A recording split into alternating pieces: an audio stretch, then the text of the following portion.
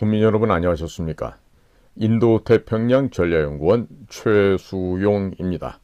오늘도 저희 공작관 TV 그레이트 게임을 애청하시는 전국 방방곡곡의 국민 여러분, 그리고 해외에 계시는 동포 여러분 한 분 한 분께 감사의 인사를 전해 올립니다. 오늘 제가 전해드릴 이야기는요, 설령 그럴 리는 없겠지만 그래서는 안 된다는 의미에서 한동훈 비상대책위원장 벌써 중국 공산당과 친해졌나? 아니면 중국 공산당과 포섭되었나? 이와 같은 걱정스러운 염려의 말씀을 좀 전해드리고자 합니다. 국민의힘 비대위원장으로 취임하는 한동훈 씨는 취임 첫날에 사고를 쳤네요. 자신의 오른팔이라고 임명한 비서실장이 골수 좌파인데다가 그의 장인어른은 중국 공산당 출신, 그리고 자기 부인은 아직 귀화도 하지 않은 조선족, 이와 같은 의혹이 터져나오고 있습니다. 사실 뭐 오른팔이라고 해봐야 이게 저희들 그 시장에 사는 얘기로 치면 시다발이에요. 심부름하는 애들인데, 자, 근데 과연 이런 심부름 시키는 사람조차 왜 자기보다 한 2살 어리다고 하는 김형동이라는 사람을 임명을 했을까요? 참 알다가도 모를 일인데요. 제가 비서실장 뭐 이렇게 대단한 자리는 아닙니다. 대단한 자리는 아닙니다만은 이 사람이 뭐 지금 이제 뭐 이름을 말씀을 안 드려도 이제 다 아시지 않습니까? 김형동이라고 하는 것을. 그러니까 이 김형동이 문재인을 찬양을 하고 박근혜 대통령을 대해서는 아주 비판적이고 또 탄핵을 너무나도 또 아주 절감하고 찬성을 했고, 그리고 박근혜 대통령을 조롱하고 있었던 사람이에요. 그런데 이런 사람을 한동훈 비대위원장이 자신의 오른팔격인 비서실장에 임명을 했어요. 본인이 알아서 나가주면 되겠는데 이런 좌파 사상이 쩌든 애들이 이렇게 한번 임명된 비서실장에서 자발적으로 나갈 리는 없죠. 자, 그러니까 국민의힘이 이 하나만 보더라도 얼마나 이 중국 공산당의 영향력 아래에 있는, 즉 중국 공산당 제2중대 조선 총독부에 해당하는 역할이다, 이런 얘기를 쉽게 이제 아실 수가 있겠죠. 거기에다가 이 김형동은 민노총 간첩단의 핵심 주동자인 석모라고 하는 이런 조직국장이 있었는데, 이 사람을 동지로 불렀다라는 의혹이 아니라 지금 사실로 지금 판명 나가고 있는데, 자, 이런 걸 보더라도 이자가 지금 사상적으로 문제가 있는 것을 우리가 알 수 있죠. 따라서 북쪽과 친한지 아니면 중국과 친한지, 좀 더 나아가면 북쪽 간첩인지 중국 간첩인지 알 수가 없는 상태가 지금 현재 상황입니다. 자, 조선족들이 한국인으로 귀화를 할 때 있어서 중국 공산당에게 충성하지 않겠다고, 그리고 중국 공산당에서 탈당한다는 서약서를 받지 않아도 우리는 현재 국적을 주고 있습니다. 그러니까 이런 점을 악용했다는 것이죠. 그래서 중국 공산당은 의도적으로 조선족들을 한국인으로 귀화를 시킨 후에 비밀 공작원으로 활용을 하고 있습니다. 한동훈 비대위원장의 비서실장으로 된 이 김형동의 부인이라는 사람이 아직 한국인으로 귀화를 하지 않았습니다. 또 그의 친정아버지, 이 김형동의 장인이 되겠죠. 장인은 중국 공산당, 그것도 연안장정까지 참여했던 빨치산 출신이라면 국민의힘의 모든 당원 명부 및 국민의힘 내부의 고급 정보 등이 중국으로 넘어갔을 가능성이 매우 높겠죠. 이미 한중 의원연맹에 가입한 자가 35명이나 되니까 그 가운데 한 명이었던 이 김형동과 함께 국민의힘 내부는 이미 중국 공산당의 고급스러운 사이버 전사들, 해커들에 의해서 이미 기점령당했다고 이야기해도 이것이 틀린 말은 아닐 것입니다. 자, 이미 일본에서 발생한 사례를 설명을 올리겠습니다. 한 자위대 간부가 이지스함의 설계도로 유출시켰습니다. 그런데 그 사실을 알고 봤더니 그 자위대 간부의 부인이 중국인이었습니다. 그러니까 이 부인이 중국 공산당의 사주를 받았고 그 사주에 따라 움직이면서 스파이 짓을 한 사례가 바로 이지스함 설계도 탈취라는 것으로 판명난 것이죠. 자, 이러하기 때문에 앞으로 국민의힘 내부에 존재하고 있는 사실 국정원도 서훈 시절에 모든 비밀 그 서버를 다 열람시키고 다 헤쳐놨기 때문에 무슨 국가 비밀이라는 게 국정원에도 없습니다만은 국민의힘에 그 비밀 같지도 않은 비밀이라 하더라도 그 내부에 무슨 고급 정보들이 있을 거 아니에요. 국가 기밀은 아니지만 어디에다 땅을 사면 돈을 번다. 이런 것들이 있겠죠. 어느 건물을 매입하면 돈이 된다. 이런 정보들이요. 자, 그런 고급 정보들이 앞으로도 많이 공산당에게 넘어가겠죠. 그럼 공산당은 또 그런 물건들을 사서 한국에서 또 문어발식으로 부동산 세계에서 또 발을 뻗치고 돈을 벌겠고요. 자, 이런저런 방법을 통해서 고급 정보들이 향후 중국 공산당에게 아마 찻대기로 넘어갈 가능성도 전혀 배제할 수가 없는 상황입니다. 자, 지금 현재 국민의힘의 현역 국회의원이고 한동훈의 비대위원장의 오른팔 비서실장으로 임명된 자가 중국에서 도움을 받고 있는지 아니면 북한의 도움을 받고 있는지, 즉 다른 말로 하면 중국 간첩인지 북한 간첩인지 알 수가 없는 상태라고 한다면 국민의힘의 당원 명부들이 이미 중국 공산당에게 통째로 넘어갈 수 있는 가능성, 그 가능성 역시 배제할 수 없는 상태입니다. 국민의힘에는 그런 사람들밖에 없고 그나마 그 중에서 그 비교적 좀 낫다고 좀 우량하다고 뽑은 사람을 비서실장에 임명을 했는데 사고가 났다, 이런 의미가 되겠죠. 그러니까 국민의힘은 이미 중국 공산당에게 잠식되어버린 상태다. 이미 중국 공산당의 예하 중대다. 조선 총독부 중에 하나다. 라고 하는 것을 적나라하게 보여준 사건이 이번 김형동 비서실장건이라 하겠습니다. 이미 국민의힘은 한나라당 시절이었던 2009년입니다. 중국 공산당과 업무교류협약을 체결하였습니다. 이 업무교류협약 제5조를 살펴보시면 파기할 때에도 사전에 합의하도록 되어 있습니다. 또 4조에 보시면 매년 재점검을 하도록 되어 있어서 사실상의 평등한 그런 계약도 아닌 노예 계약서입니다.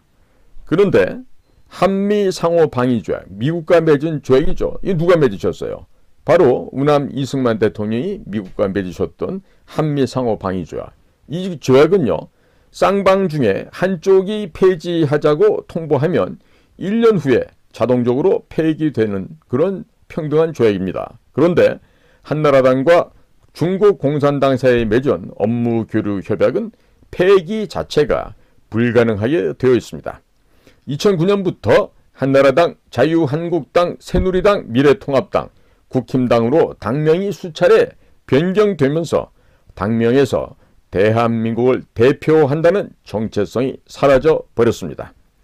현재 당명인 국힘을 영어로 검색하면 People Power Party라고 되어 있습니다.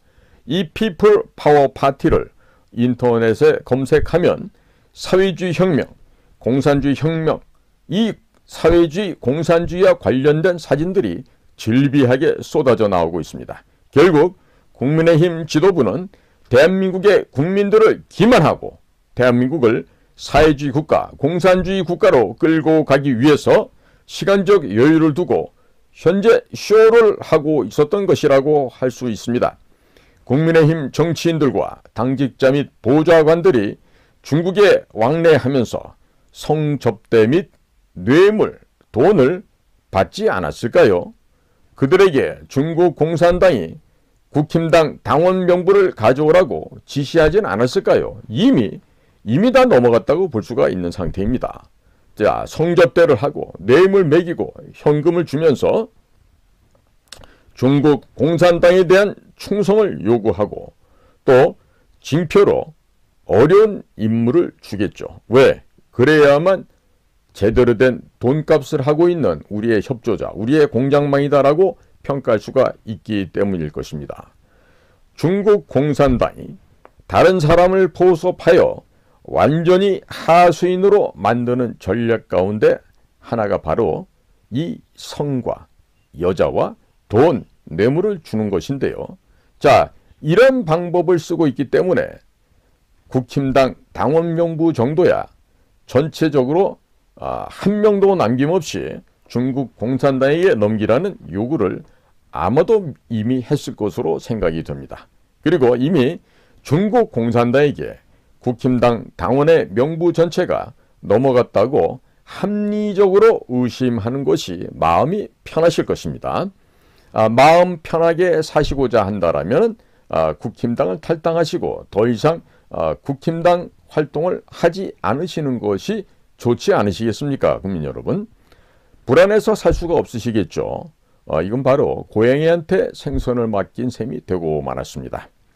2016년 8월 15일 중국 공산당 기관지인 인민일보는 사설을 통해서 사드 배치를 한 박근혜 대통령이 탄핵될 것이라면 이런 것을 신문 지면을 통해서 지령을 내리게 되었습니다. 당시 새누리당의 초선, 재선, 중진 의원들이 모두 박근혜 대통령에 달려가서 자진하여야 할 것을 협박을 하였습니다.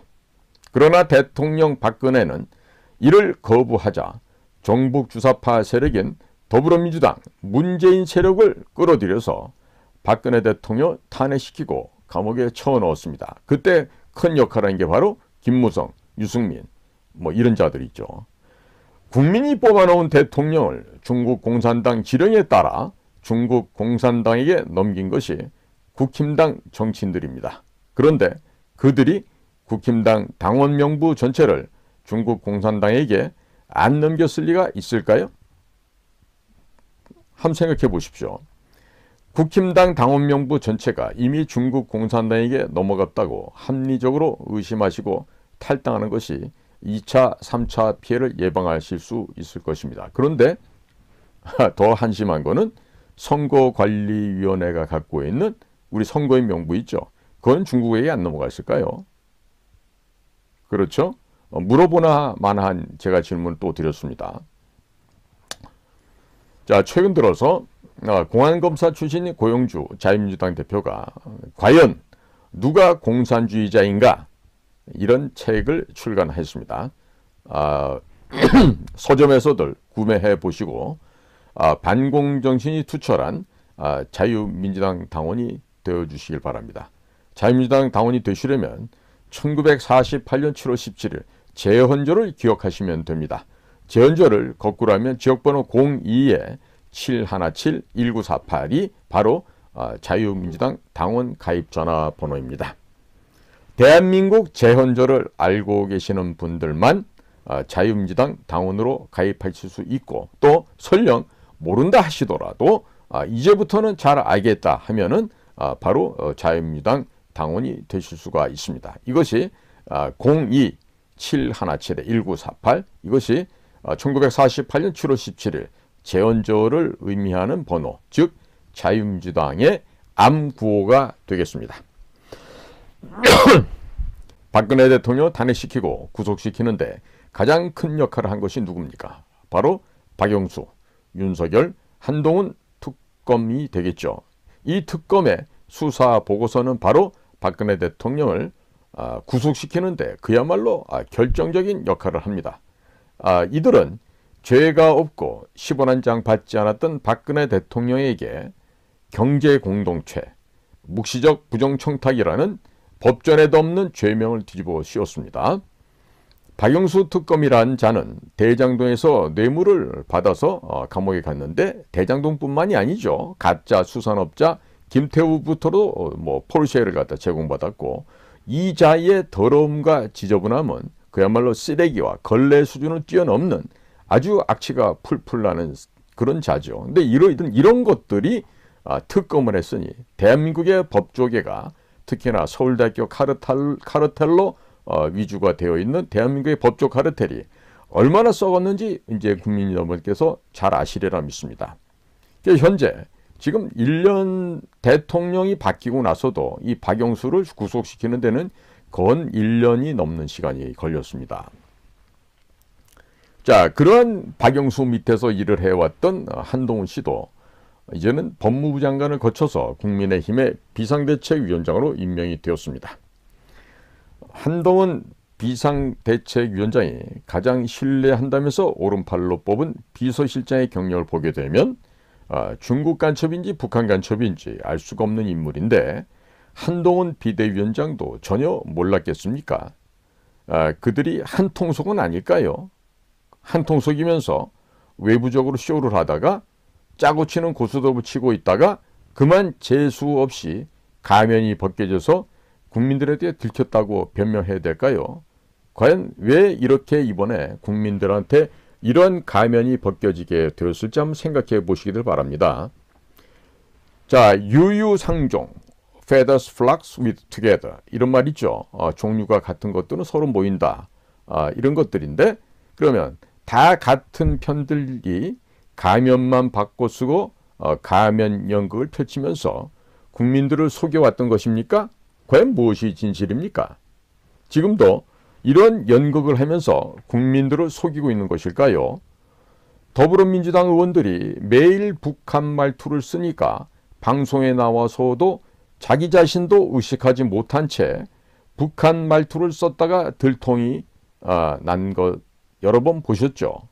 이것처럼 한동훈 비대위원장이나 국힘당 의원들이 그나물의 그 밥이니까 비서실장의 경력을 보고서도 뭐가 문제인지 전혀 걸러낼 수가 없었던 것이 아닐까요? 저는 이미 국힘당은 중국 공산당에 의해서 점령된 그 노예 집단이라고 생각하고 있습니다. 자, 네티즌들도 압니다. 저 같은 일개 필부도 알고 있는 사실을 법무부 장관 출신 서울대학교를 나오고 그리고 법과대학을 나와서 사법시험을 붙은 한동훈 장관이 몰랐다? 이거 지금 몰랐다는 거는 이 비겁한 변명이 지나지 않죠. 어떻게 모를 수가 있습니까? 자, 국민 여러분. 근데 서울대학교가 어떤 곳이에요?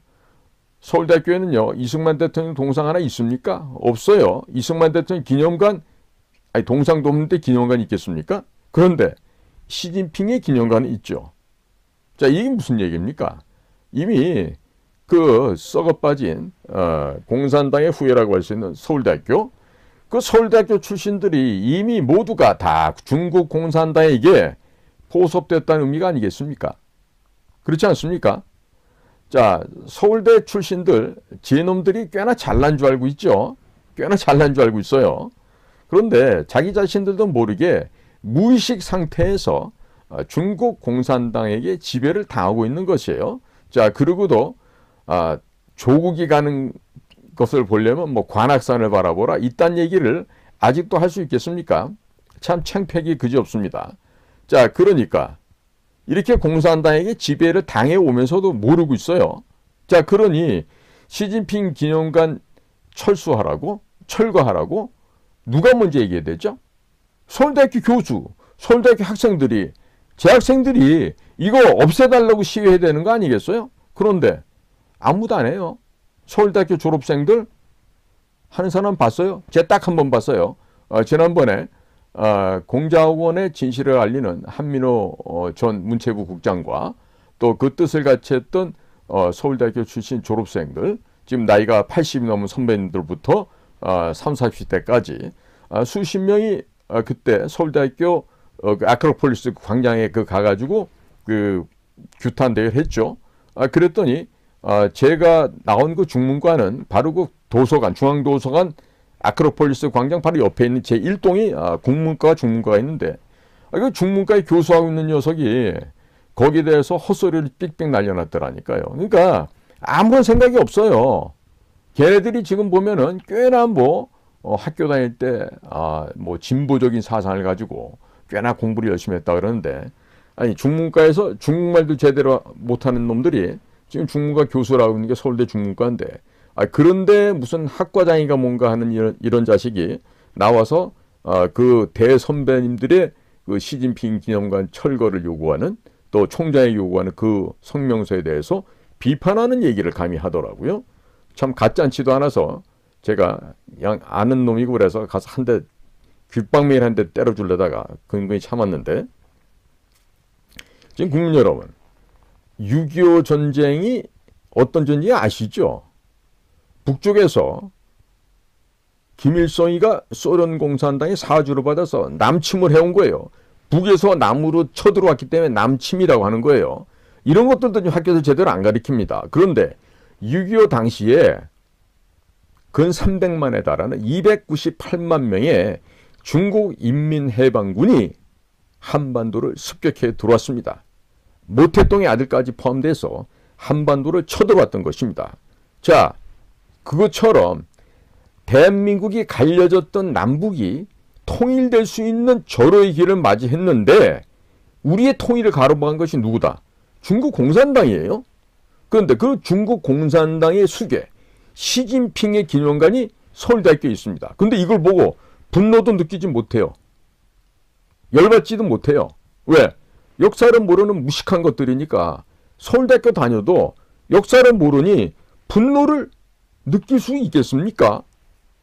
자, 이것은 서울대학교 출신이 썩어 있다는 얘기예요. 즉, 서울대 출신들은 역사를 모르는 짐승과 별반 다를 바가 없다는 의미. 이거 말고 무슨 의미가 있겠습니까?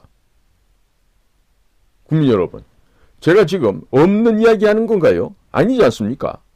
사람이냐 짐승이냐, 사람이냐 금수이냐, 이것을 구분할 수 있는 기준은요, 역사 인식이 올바르게 있느냐 없느냐에 따라서 규정이 됩니다.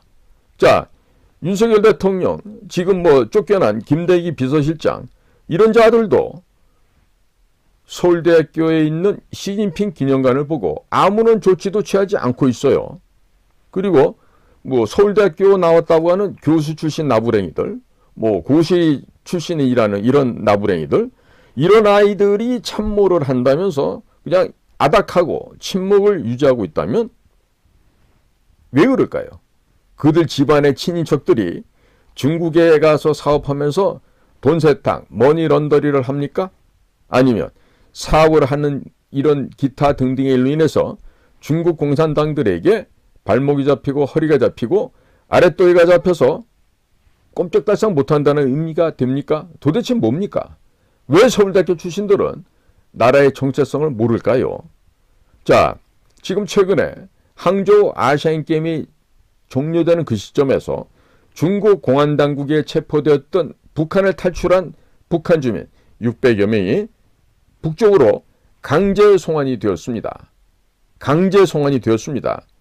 그런데도 이 나라 정부, 주중 한국대사관, 대사를 비롯한 각각의 외교관들 전부 다 입 딱 다물고 아무런 얘기 않고 있었죠. 그리고 나서 통일부에서 나중에 뭐라고 짓거리는데 그 하나만 한 소리고 왜 하나 모르겠어요? 자, 이런 식으로 북을 탈출한 북쪽 주민들은 대한민국 국민 아닙니까? 그들도 우리 국민들이에요. 당연히 그분들의 북한 인권은 그 무엇보다도 이 지구상에서 중시되어야 되고 인정받아야 되는 그들의 인권입니다. 그런데 자, 정부가 침묵해요. 아무 소리 안 해요. 중국말 한마디 할 줄 모르는 자가 현지 북경에 한국 대사로 나가 있으면서 하는 일도 없이 우리나라 특파원들하고는 척을 찌고 원수지간이 되어서 지내고 있다 해요. 자, 그러면 국민들을 지켜주지 않는 자들을 국민들이 왜 지켜줘야 되죠? 자, 대통령이 국민들을 지켜주지 않습니다. 그러면 국민들은 대통령을 더 이상 지켜줄 의무가 있습니까? 없습니까? 없죠. 더 이상 국민들 역시 대통령을 지켜줄 필요가 없게 되는 거예요. 존경하는 국민 여러분들께 제가 한 가지 부탁드려도 될까요? 한번 한동훈 비대위원장에게 서울대학교 내부에 있는 시진핑 기념관 철거해달라고 요구를 한번 해보시죠. 한동훈 비대위원장 또한 침묵한다면 그 또한 중국 공산당에게 알게 모르게 이미 발목이 잡혀 있을 가능성도 배제할 수가 없는 것입니다. 윤석열 대통령을 뽑아줬던 이유가 무엇입니까? 문재인을 구속하고 이 나라의 국가를 정상화로 해달라는 요구 아니었어요? 그야말로 질서와 법치가 유지될 수 있는, 공정과 상식이 있는 그런 문화 강국 대한민국을 만들어달라고 윤석열 대통령 뽑았습니다. 그런데 지금까지 문재인에 대한 수사를 착수나 했습니까? 시작도 안 했습니다. 자, 그러니까 문재인에 대해서 구속을 해야 되는데 아무것도 안 하고 있어요. 그러니까 거기에 대해서 국민들께서 신뢰를 못하고 있는 거죠.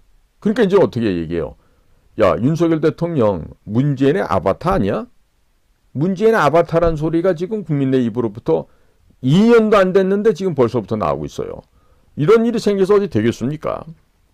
자, 한동훈 비상대책위원장 역시 트로이 목마일 가능성도 배제할 수가 없겠죠. 국민 여러분께서 한번 테스트 해보십시오.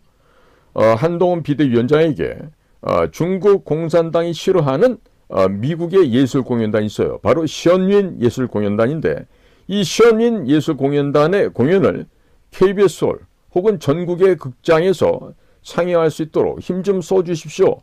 이렇게 한번 요청을 해보십시오. 우리나라 국민들이 제가 보건대는 아직도 이 노예 근성, 노비 근성을 벗어나지 못하고 있는 사람들이 너무나도 많습니다. 국민 여러분께서 대한민국의 주인이시는 걸 잊어버리시면 안 돼요. 이 나라 주인 누구라? 여러분들이에요. 대한민국 국민이 이 대한민국의 주인이고 대통령이야 모든 장차관들, 이 공직자들은요 국민 여러분들의 종이에요. 머슴이에요. 자, 전부 다 삼돌이고 말똥이고 개똥이라고요. 그럼 이들이 국민을 하늘처럼 섬겨야 될 거 아니겠어요?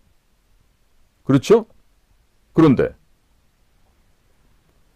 한동훈 비상대책위원장한테 돈도 안 받고 대변인 역할을 자처하고 다니면 그게 바로 뭐다?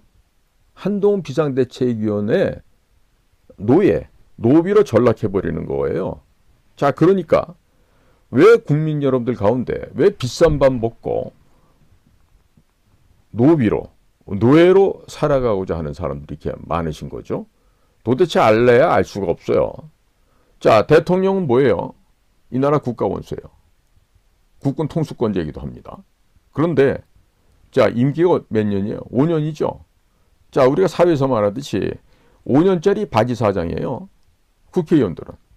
4년짜리 바지사장 밑에 시다바리들이죠.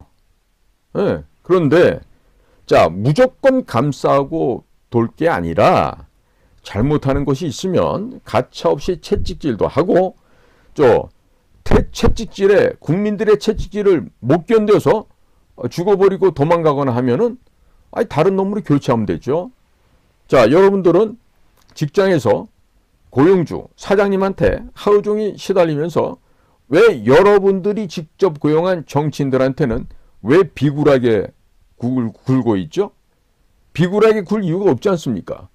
여러분들이 뽑아줬고 여러분들이 세금을 내서 그들에게 월급을 주고 있는데 왜 그놈들한테 국민 여러분들이 정치인들한테 왜 비굴하게 허리를 굽히고 왜 그래야 되죠? 그럴 이유가 없지 않습니까? 자, 여러분들은 지금 여러분들이 그들에게 월급을 줬어요. 뭘 갖고? 여러분들이 낸 혈세를 가지고 줬어요. 자, 그럼 여러분들이 고용한 정치인들이죠. 근데 그놈들을 왜 상전 모치듯이 하시죠? 왜? 국회의원 그까짓 놈들이 국민 여러분의 상전이 된다는 얘기세요? 정말 생각을 바꾸시기 바랍니다. 가차없이 잘못을 하면요 채찍질을 해야 됩니다. 그래서 국민이 무섭고 두려워서 더 이상 엉뚱한 짓을 할 엄두조차 못 내게 해야 됩니다. 그게 바로 국민들이 해야 될 일입니다. 그래서 정치인들이 썩어버린 건요 국민들도 썩어서 제대로 된 일을 시키지 못하고 제대로 된 일을 시키지 않았기 때문에 이와 같이 썩은 정치 문화가 되어버린 것입니다. 자, 자식을 낳아서 예쁘다고 오냐오냐 키우면 어떻게 됩니까? 그놈의 자식이 버릇이 없어지고 또 아주 그 다음에는 네 가지가 없어지죠. 싸가지가 없어져서 부모 알기를 아주 우습게 하는 이런 그 불효막심한 놈들로 변질이 됩니다. 마찬가지예요. 정치인들 저같은 놈들 별거 아니에요. 저것들을 오냐오냐 하고 키워놓으며 상투를 땡기고 수염을 뽑겠다고 덤벼들어요. 그럴 게 아니라 회초리 들고 종아리에 피가 나도록 쳐야 됩니다. 자, 한동훈 비대위원장이 어느 청년에게 모비딕이라는 이 백경이라는 그 고래자변 소설이 있죠. 그 책을 선물했다고 해서 그 책이 베스트셀러 1위에 올랐다 그래요. 그런데 한동훈 비대위원장이 제대로 된 역사관이 박혀 있었다고 한다면 그런 책이 아니라 이승만 대통령이 한성 감옥에서 5년 7개월 동안 감옥에서 옥살이를 할 때 직접 저술하셨던 독립정신, 이 독립정신을 선물을 했겠죠. 한동훈 비대위원장, 이 선배들이 이렇게 해주는 얘기는 좀 잘 듣기 바라요. 그리고 비대위원장 취임 연설문에서 더불어민주당 이재명과 같은 그 깜도 안 되는 그 정치 불황아들을 비난할 것 같았다면 이승만 대통령께서 한성 감옥에서 쓰셨던 독립전신을 언급을 하고 그리고 그런 책을 즉 그런 책이 아니라 독립정신 저자 이승만 이 책을 선물했더라면 아마 100만 배, 1000만 배 더 좋았을 것입니다. 자, 왜 좋았을 건지 제가 이유를 설명해 드릴게요. 자, 더불어민주당에서 독립정신을 선물했다는 것으로 또 그것을 트집 잡고 시비 걸고 들고 일어났겠죠. 자, 그러면 더불어민주당이야말로 반대한민국 세력이 되는 거죠. 자, 그들을 전체를 반대한민국 세력으로 몰아붙이면 쉽게 더불어민주당을 박살낼 수가 있습니다. 그런데도 한동훈 비대위원장은 자, 서울대학교 법과대학을 졸업을 하고 법무장관을 역임을 했어요. 자, 그렇다 하더라도 본인 스스로가 자기 자신이 대한민국의 건국사와 건국 대통령 이승만에 대한 공부가 안 되어 있기 아니겠어요? 자, 그렇게 공부가 전혀 안 되어 있으니까 상황에도 맞지 않게 모비딕, 물론 그 모비딕이라는 소설도 하나의 인간이 그 흉포한 고래를 잡기 위해서 애쓰고 투쟁해온 아주 멋진 소설이에요. 저도 10대 때 읽었던 책이기도 하죠. 그런데 그런 책을 선물하는 것보다는 이승만의 독립정신 책을 선물하면은요, 이 더불어민주당이라고 하는 저 정치 불황아들, 평양에 사주를 받아서 움직이는 저 정치 건달 한량들을 그냥 한 방에 KO 시켜버릴 수가 있는데 그 기회를 날려버렸어요. 그러니까 역사를 모르지 않습니까? 그러면 서울대학교 졸업해도 소용없어요. 법무장관 해도 아무 영향가 없어요. 통찰력이 안 생기고 사람의 미래를 바라볼 수 있는 투시력이 없어져요. 왜? 역사를 모르니까. 그냥 천박한 인생으로 전락해버리고 마는 거예요. 그러니까 내가 태어난 이 나라, 우리나라에 건국사도 모르는 사람이 서울법대 나왔다고 해서 의시되고 하면 뭐 하겠어요? 대통령 하면 뭐 하겠어요? 그리고 법무장 하면 뭐 하겠어요? 이 나라의 역사를 똑바로 알아야죠. 그래야지 사람이 되는 거 아니겠어요?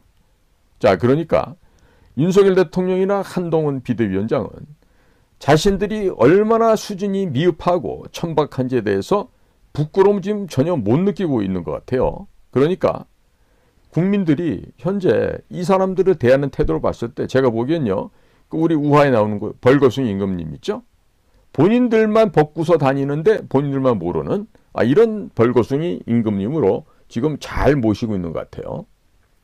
자, 이승만의 독립정신을 보시게 되면 개인의 자유에 관한 내용들이 나옵니다. 성경에서도 나오는 개인의 자유란 개념을 대한민국 헌법에 넣어서 국가를 설립했는데 그것이 바로 자유 대한민국입니다. The Republic of Korea. 이것이 바로 자유 대한민국이에요. 그런데 서울법대를 졸업하고 법무부 장관까지 한 한동훈 씨가 청년에게 읽으라고 준 책이 독립정신도 아니고 모비딕. 참으로 한동훈 씨의 지적 수준이 얼마나 낮고 열악한지 통탄할 노릇이 아닐 수가 없습니다. 이승만 대통령께서 쓰신 공산주의 당부당, 독립정신, 한국교회 핍박, 이와 같은 불후의 명작을 안 본 친구들이 서울대학교를 졸업을 합니다. 그리고 그들이 서울대 법대를 졸업했다고 또 판사, 검사가 됩니다. 검찰총장이 되고 법무장관이 되고 대통령이 됩니다. 그럼에도 불구하고 주인의식이 없습니다. 중국 공산당 앞에서 당당하게 맞서야 하는데도 불구하고 당당히 맞서지 못합니다. 그리고 도리어 비굴하게 굴고 돈과 권력을 준다고 하니 죄 없는 사람에게 죄를 만들어서 구속시켜 놓고 반성할 줄도 모르는 것입니다. 여기서 죄 없는 사람이 누구예요? 박근혜 대통령이죠. 한동훈 비대위원장의 비대위원장 수락 연설문을 보면 잘 썼어요. 그 나이에 그 정도 문장을 썼으면 곧잘 썼다고 할 수 있어요. 그런데 참으로 안타까운 것은 그 취임사 수락 연설문 일종의 출사표 안에는 역사의식이 전무하다는 것이 느껴집니다. 적어도 서울법대를 졸업했다, 사법시험도 통과해서 법무장까지 했다고 한다면 1917년 볼셰비키 러시아 혁명부터 내려오는 공산제국주의와의 100년 전쟁에 대한 역사적 통찰과 역사적 언급, 거기에 대한 미래의 방향 제시 정도는 있어야만 그것이 정상적인 지식인이다 라고 할 수 있겠습니다. 그게 바로 정상이에요. 공산주의자들에 맞서서 역사 전쟁을 선포해야 하는 것이 정상인데 그러하지 못하였습니다. 그리고 남로당의 후신인 더불어민주당 정치인들인데 이 남로당의 후신들, 이들에 대해서 냉혹한 평가를 할 수가 없었던 것입니다. 즉 대한민국 건국사를 모르니 연설문 내부에 이 나라의 시대의 정신을 녹여내지 못했던 것이죠. 하물며 이 남로당의 후신이 더불어민주당인 것도 모른데 전평의 후신이 민노당인 건 알았겠습니까? 10월 달에 대구 폭동이 지금도 이어져서 10월 달만 되면 그들의 그 투쟁을 벌려오는 이런 엄연한 사실을 알고 있습니까? 모스크바 지령에 의거해서 평양 공산당을 통해서 남로당을 통해서 제주도 김달삼에게 전달돼서 50 자유선거를 앞두고 무장폭동을 일으킨 제주도에서의 살인방화 약탈 사건이 제주 4.3 민중폭동인데 그것을 마치 민주화운동이라고 또 포장을 하고 이들에 대한 재평가를 한다는 한동훈 씨의 역사관은 과연 무엇일까요? 그렇게 해서 진행되던 제주도에서의 민중폭동은 1948년 8월 15일 건국을 지나서도 계속 진행이 되었습니다. 그래서 여수 순천에 있던 육군 제14연대에게 그들을 진압하라고 했더니 이 진압 명령을 거부하고 그 안에 숨어있던 빨갱이 공산주의자 군인들이 반항하고 항거하고 폭동을 일으킨 것이 바로 10월 19일 여수 순천 반란 사건입니다. 근데 이것들조차도 윤석열 정부 들어와서는 저 서소문 내거리에 10.19 특별위원회인가 이따위 사무실을 열어놓고 헛소리를 하고 있어요. 자, 이런 식으로 국민을 감동시키고 국민을 설복할 수 있는 뜨거운 느낌을 받지 못하게 한다라면은 과연 시대 정신을 전달할 수 있겠습니까? 정신을 전달할 수가 없습니다. 최근 3, 40년간의 운동권의 악행에 초점을 맞춘 거는 참 잘했다고 칭찬할 만합니다. 즉 386, 486, 586 이 86동파리들이 이어지는 이런 남로당의 역사, 평양에 지령을 받는 이 학생운동권의 악행에 초점을 맞춘 것은 참 잘했습니다. 그러나 남로당의 역사, 공산 제국주의 팽창의 역사를 제대로 공부를 좀 더 했더라면은 한동훈 비대위원장의 출사표는 더 깊고 깊은 명문장이 나왔을 것입니다. 아마도 제갈공명의 출사표를 능가하는 그러한 명문장이 나왔을 것이란 이런 아쉬움이 너무나도 많습니다. 국민 여러분, 지금 현재 국힘당 비대위원장으로 간 한동훈 비상대책위원장에게 큰 기대를 걸만할까요? 걸지 못할까요? 그 판단은 국민 여러분께서 해주십시오. 기대를 걸고 안 걸고는 여러분들의 몫입니다. 그냥 현재 진행되는 상황을 보면 매우 단명합니다. 사람을 잘라내버리는 수준에서 정치 권력 투쟁을 할 수준이를 이런 정도의 뿐이지 정치 개혁이나 국회 개혁을 어떻게 해보겠다고 한 번도 생각해 본 적도 없는 그런 사람일 거란 생각이 많이 걱정이 되고 있습니다. 자기가 태어난 나라, 이 자유민주주의 대한민국의 건국사도 올바로 모르는 사람이 대한민국의 미래에 대해서 생각을 해본 적이 있을 수 있을까요? 있었다면 그야말로 천만다행이고요. 해본 적이 없다고 한다면 매우 힘들고 어려운 과정이 될 것으로 생각이 됩니다. 현재 자유민주당처럼 186개의 특권을 국회의원들의 특권이 186개나 됩니다. 이 186개의 특권을 모두 내려놓고 국회의원들의 세비를 절반만 받고 절반은 반납하며 그리고 보좌진도 9명 가운데 5명만 채용하고 가능한 한 더 많이 줄이고 그리고 이런 공약을 한동훈 국힘당의 비상대책위원장에게 기대한다고 한다면 이건 아무래도 어불성설일 것 같습니다. 큰 무리가 뒤따를 것 같습니다. 아무리 봐도 그 정도의 정치개혁 그리고 국회 개혁을 할 만한 그런 그 문화적인 소양, 역사적 소양이나 그런 철학적 배경, 역사 배경이 상당히 미흡한 것으로 평가가 됩니다. 그러니까 너무나 큰 기대를 하지 마시기 바랍니다. 그러나 기대를 하고 안 하고도 국민의 몫이겠죠. 자, 제가 보기에는 역사를 모르는 이것으로 인해서 지적 수준에 있어서 대단히 미흡한 점이 많다. 매우 수준 이하다. 이런 말씀을 드릴 수가 있겠습니다. 그리고 정당 국고지원금 제도 이런 거는 당연히 폐지해야 됩니다. 그 폐지하겠다는 것이 바로 지금 자유민주당 아니겠어요? 고영주 대표가 있는 자유민주당에서는 정당 국고지원금 제도를 지금 폐지하겠다고 하는 국회 개혁을 하겠다고 하는데 자 이와 같이 고영주처럼 이런 그 지적 능력이 탁월하다거나 역사의식이 높은 인물이 아닌 것으로 보여져. 누가? 한동훈 비상대책위원장이. 그러니까 너무 큰 기대는 안 하는 게 좋을 것 같습니다. 지금 국민의힘 당원 명부가 모두 중국 공산당에게 넘어간 것은 아닌지 덜컥 겁이 나는 분들이 계십니까? 혹여라도 계시면 모두 탈당하시면 되죠. 1,000원짜리 당원이 많을 텐데 탈당하시고 뭐 좌고면하지 마시고 자유민주당으로 오시면 됩니다. 자유민주당 당원 가입은 쉽습니다. 1948년 7월 17일 대한민국 제헌절을 거꾸로 해서 전화를 하시면 됩니다. 즉 지역번호 02-717-1948 이쪽으로 전화를 하시면 되겠습니다. 이 나라의 유일한 반중 친미 정당, 강력한 친미 반중 정당 자유민주당을 지지하시고 또 국민 여러분들과 함께 동행할 수 있도록 오셔서 힘을 모아주시기 바랍니다.